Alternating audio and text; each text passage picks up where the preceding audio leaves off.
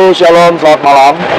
Ya, kita ketemu lagi dalam perjumpaan malam ini. Kita akan membahas satu topik, halal dan haram. Nah, ini kelihatannya asik bro ya, asik. Ini kayaknya banyak sekali teman-teman nanya, boleh nggak sih orang Kristen makan makanan yang halal dan haram? Iya kan? Nah, sebenarnya makanan halal haram ini adalah perjanjian lama atau hukum Taurat.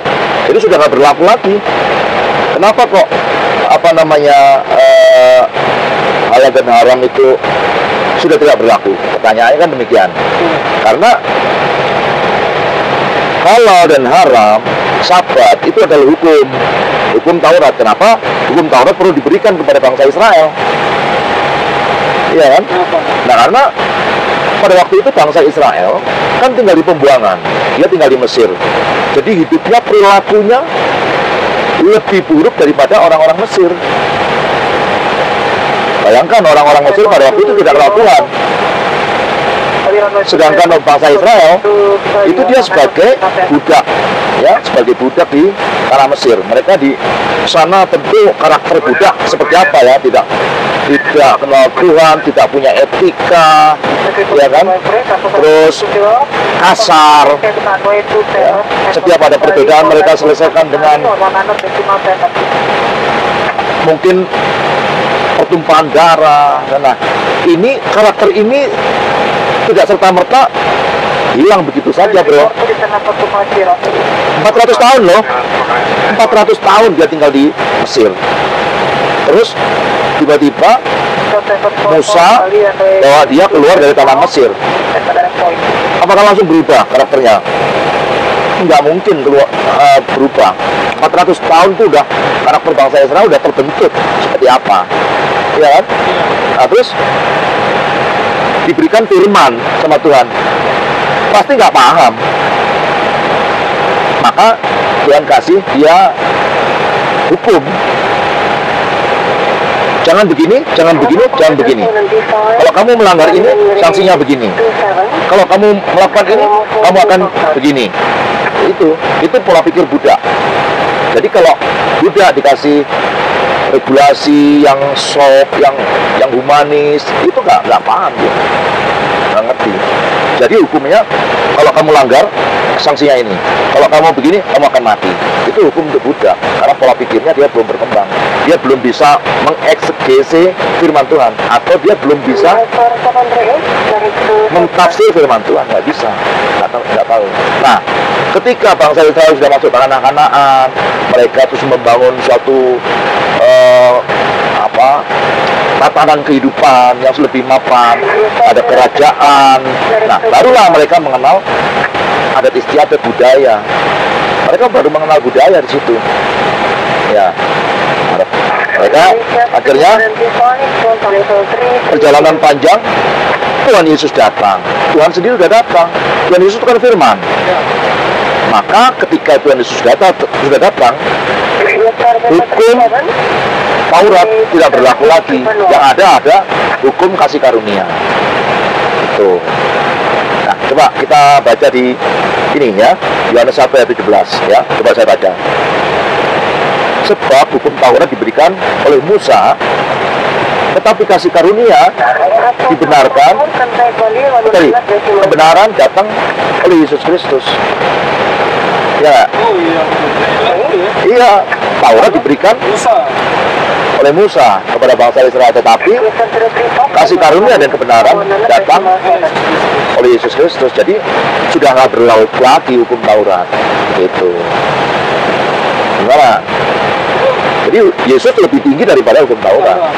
Nanti kamu coba, kalau kamu ada Alkitab, kamu baca pada waktu Yesus menyembuhkan itu di hari Sabat. Itu kan di Matius ya. Matius berapa? 12. Ya, coba. Matius 12 ayat 10, di situ ada seorang yang mati sebelah kanan. Mereka bertanya kepadanya, bolehkah menyembuhkan orang pada hari Sabat? Ya. Maksud mereka ialah supaya dapat mempersalahkan dia. Ya, maunya ini ya, mencoba Yesus ya. Lanjut ayat 11 ya, Beb. Tapi Yesus berkata kepada mereka, jika seorang dari antara kamu mempunyai seekor domba, dan domba itu terjatuh ke dalam lubang pada hari Sabat, tidakkah dia akan menangkapnya dan mengeluarkannya? Karena manusia jauh lebih berharga daripada domba. Karena itu, boleh berbuat baik pada hari Sabat. Nah, ya kan? Jadi ini ceritanya begini. Ini ahli Taurat, bayangkan ahli Taurat itu kan fasih ya tentang hukum Taurat, dia tahu persis. Hukum Taurat itu nggak bisa ditawar dia. Jadi pada waktu itu Yesus menyembuhkan orang sedang lumpuh ya, lumpuh. Nah, terus pada waktu itu hari Sabat. Padahal orang Yahudi itu kalau Sabat dia nggak boleh melakukan apa-apa. Jadi kalau dia melakukan suatu kegiatan itu melanggar hukum Sabat dan itu hukumnya berat. Nah ini diuji Yesus. Mereka menguji. Begitu pada waktu dia tanya, boleh nggak orang melakukan sesuatu di hari Sabat? Dia harus jawab, ya kan? Mana lebih tinggi, orang atau domba? Pada waktu itu kan dia mengilustrasikan ada orang dombanya terjerumus, terus di hari Sabat, ngapain nih? Ditolong apa enggak? Domba aja ditolong, ini manusia. Nah kayak gitu. Akhirnya boleh orang melakukan sesuatu di hari Sabat untuk kebaikan. Nah sebenarnya Yesus ini mau memberikan paradigma baru pada orang Yahudi, bahwa orang Yahudi ini tidak paham karena memang dia dari nenek moyang itu sudah memelihara Sabat karena hukum, ya karena hukum Taurat itu. Nah setelah Yesus datang, itu hukumnya sudah hukum kasih karunia. Kita hukum kasih yang lebih tinggi dari segalanya. Makanya Yesus memberi seolah-olah Yesus melanggar hari Sabat gitu. Tujuannya itu artinya bahwa Yesus lebih tinggi daripada hukum Taurat. Tidak berrelevasi. Jadi kita bahas ini hari ini kan kita makan halal haram kan. Nah mengenai halal haram ada di Perjanjian Baru ini ya, di Kisah Para Rasul 10 ya, ayat 10 sampai dengan 16. Coba kamu cari ya, saya baca dulu ya. Oke ya. Kisah Para Rasul 10 ayat 10. Dia merasa lapar. Ini Petrus ini. Petrus lagi lapar, terus kemudian dia dapat penglihatan, jadi ceritanya begitu. Dia merasa lapar dan ingin makan, tetapi sementara makanan disediakan, tiba-tiba Roh Allah ya diliputi oleh kuasa ilahi dia. Nah, tampak olehnya langit terbuka, turun suatu benda berbentuk kain, ya kan? Kemudian di tempat duduknya dia terikat, turun ke tanah. Nah, ayat 12 coba. Ada nggak kamu? Kalau nggak tak baca ini. Belum ya? Nah, ayat 12 di dalamnya terdapat berbagai jenis binatang berkaki 4, binatang menjalar dan burung. Nah, ini makanan-makanan haram semua ini bagi orang Yahudi. Terus kemudian di dalamnya terdapat udah ya, kedengaran olehnya suatu suara berkata, bangunlah hai Petrus, sembelihlah dan makanlah. Orang Yahudi suruh makan begini, ya kan? Tuhan, saya nggak akan makan ini, ya kan? Terus jawab Petrus apa?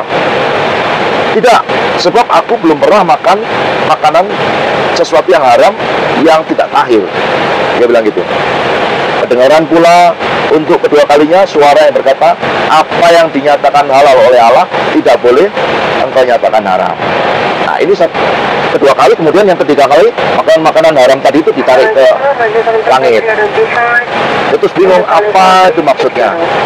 Nah ini ada dasar Pak, makanya makanan haram di Perjanjian Lama itu tidak berlaku lagi. Jadi hukum Taurat sudah tidak berlaku. Yang ada hukum kasih karunia.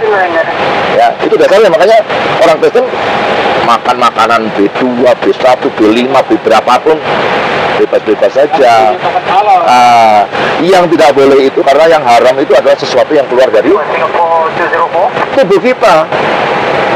Sesuatu yang keluar dari tubuh kita, ucapan kita ya, yang menyakiti sesama kita, terus makian kita yang membuat orang jatuh, ya kan, kutuk, itulah sesuatu yang haram. Sesuatu yang masuk ke dalam tubuh kita itu akan diproses oleh tubuh kita dan dibuang ke dalam jamban. Jadi nothing. Makanan nggak ada. Karena makanan itu masuk ke dalam tubuh, dibuang dalam bentuk kotoran. Begitu. Jadi, ya, sesuatu yang haram itu adalah sesuatu yang keluar ya, bukan sesuatu yang masuk dalam tubuh. Apapun yang kita makan, kalau kita nikmati dengan segala ucapan syukur, itu halal. Oke? Jadi udah nggak seperti orang Yahudi lagi juga gitu. Ada ya. Jadi jangan salah, nanti kalau ada teman kita makan lu makan yang haram lu. Oh, nggak ada. Kita nggak ada makanan haram.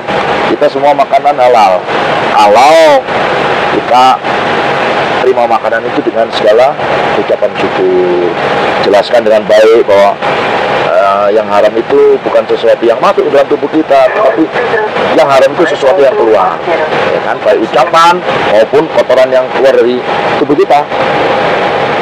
Oke, ya, oke ya, jelas ya. Nah, ini obrolan-obrolan yang mengisi waktu kita supaya kita terbang nggak jenuh. Ya, ini jadinya jelas kan ya. Jelas. Jadi teman-teman kita, ya, kira-kira apa yang kita sampaikan ini bisa menjadi berkah. Ya, teman-teman kita dimanapun juga, ya. Berkat Tuhan menyertai teman-teman semua. Shalom, sampai ketemu.